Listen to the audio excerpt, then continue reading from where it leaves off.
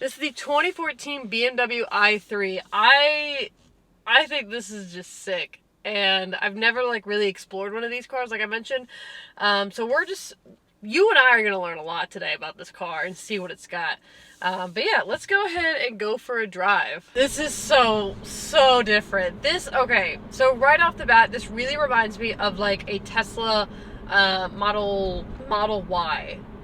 Yeah, because of the windshield, because of just how much internal space there is, I really do feel like this is reminiscent of a Tesla, and it's not a bad thing at all, but it's so weird. If you guys don't know, this is a hybrid, so you do have the gas and electric motor in here, which is pretty sick. Tons and tons of room inside this thing. Like on the exterior, this car is so small, but once you sit in it, I feel like there's headroom for like 6 versions of me. Like, this is insane how much room there is in here. And I don't remember that. I think growing up, when I first sat in one of these, I don't recall there being so much freaking room in here. I don't know why. And we'll definitely sit in the back seat to kind of really see if you can fit a full-size adult back there. But yeah, I'm just cruising. I'm like enjoying this. Now you have a very interesting center of gravity, I'll say. Some other cool things about this, though, is like you get over 100 miles per gallon. Like, you get some insane fuel economy on this because it is that hybrid and that gas motor, combined with just how light and small and just nimble this car is. You get, like, I would seriously consider getting this for what you get out of it. Now, as far as power goes, you do only get 170 horsepower, so my Ford Focus could potentially beat this in a drag race, so I'm going to put that win in my column for now, but we'll see. We should compare this. Some of the dimensions that I was reading of this thing is like it's 157 inches long, like 70 inches wide, and then this thing is only 62 inches tall. So you kind of understand now why it's so like go-kart feely, especially when you hop in and drive one of these. It just feels like you're just completely whipping this thing. You get the transmission on this is a whopping 1-speed automatic transmission. The car is actually rear-wheel drive, so that's even cooler. So if you decide to drift this around, you can do that. You can take this thing out in the snow and the rain. So taking a look at the interior of this 2014 BMW i3, I just slid the seat back and I've got even more room now. This thing is so impressive.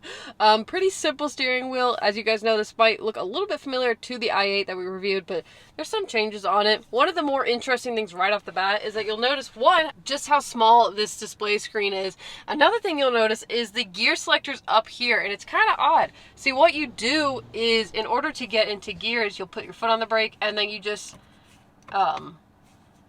turn it like that, and then the parking brake is up here. So it's a little interesting, a little bit of a learning curve, but nothing too bad. In the center console, you do have another display screen right here. You'll notice the wood composite pieces that I was talking about earlier. I believe it's wood. I don't know, to be quite honest, what this material is. But looking down below, you do have all of your controls right here for that screen. You do have your 2 cup holders down here, your navigational scroll, and then you also have your driving modes as well as your emergency brake right here. Tons of storage in this compartment. You can see the net cargo space right there. You can also put stuff up here, and honestly, you could utilize this dash space too. Like, this is insane how deep this dash goes. But that just holds all the motor and everything in there, on like everything underneath. You do have ample storage space right here, your window controls. Really just interesting textures right here. You have the leather with some sort of fabric right here. I don't really know. And then you have like the composite part, because this car is carbon. Inside, you do have just tons of different materials and things going on throughout here. Now, the seats are really comfortable. You'll see how tall they go, but honestly, I have so much headroom in this thing. It's insane. Like, I feel so spacious, like I'm driving like an Escalade or something. That's how much room I feel like I have, and just room to move around in here. One thing to note too is your power button is right there on the steering column, so it's a little bit interesting. Now, to get back here, if I remember from my cousin's car, is that you pull the handle right here and it's like a reverse door right there. So then I would just sit back here. No, I'm pretty upright back here. So I think you could change it. I don't know for certain, but again, tons of headroom. I'm just sitting really upright. I feel like my back has amazing posture right now, which isn't a bad thing. Maybe we all need to work on our posture. But yeah. But this is the exterior of this i3. Really simple. I believe this is one of the more flagship styles that you get from the factory, is the white with the black and the silver. Not too bad. I like it. These are more the fuel economy style wheels. Interesting window design. I don't think you can roll this window down. I'm going to be completely honest. I don't think you can. Getting a look at the back here, it's not a bad looking car. It's interesting looking. Looking at the trunk space, ample trunk space to be honest with you. And you can put these seats down too, so you have even more trunk space, which I'm actually really impressed with this. You get a ton of room in here. I am really tempted to open up the hood, so we're gonna look together and see what's under the hood of the i3. Oh, cool. You get additional trunk space.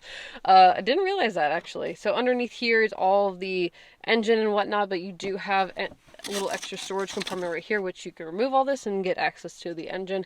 You do have your windshield wiper fluid refill right there. But yeah, nothing impressive, nothing crazy, but that's good to know. You do have extra storage up here.